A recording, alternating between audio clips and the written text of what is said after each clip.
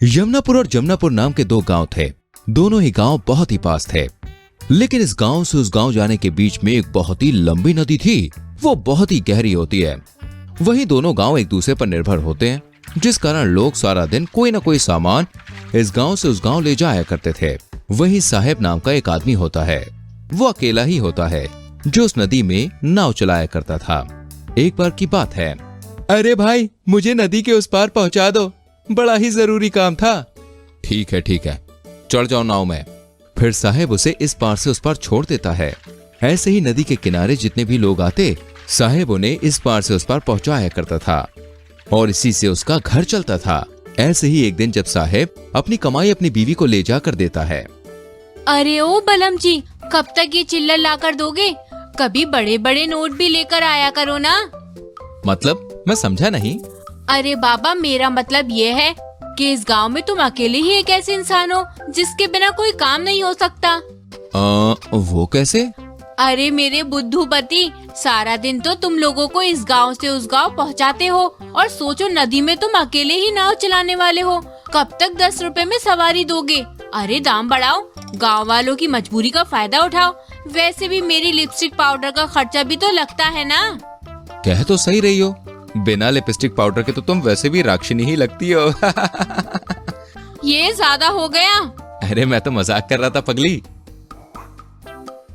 फिर कीर्ति द्वारा भड़काने से साहेब लालच में आ जाता है और अब उसे ढेर सारे पैसे कमाने का जुनून सवार हो जाता है, जिस कारण वो लोगों से ज्यादा पैसा लेना शुरू कर देता है। साहब, पड़ोसी गांव जाना था, कितना पैसा लोगे? बस 100 रुपए। 100 रुपए? अरे पागल वागल हो गई हो क्या?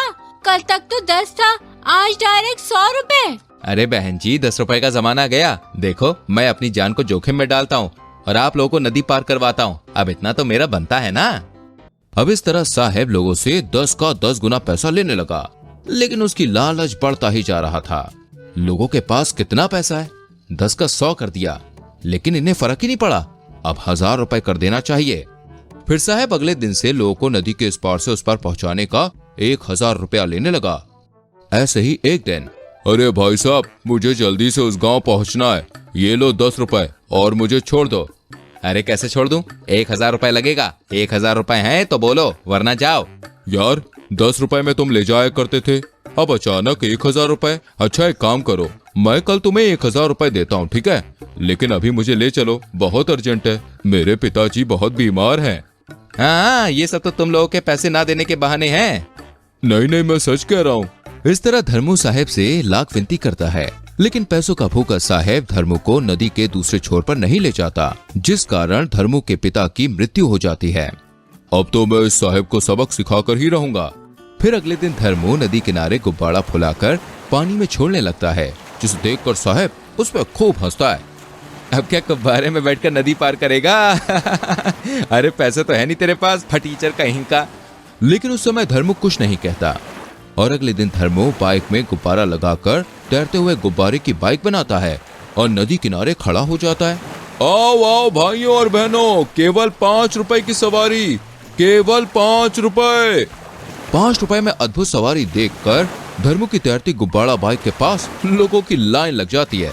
फिर धर्मू केवल 5 रुपए में बाइक पर एक एक करके सभी को नदी के इस पार से उस पार ले जाने लगता है, जिस कारण साहेब के पास कोई जाता ही नहीं है।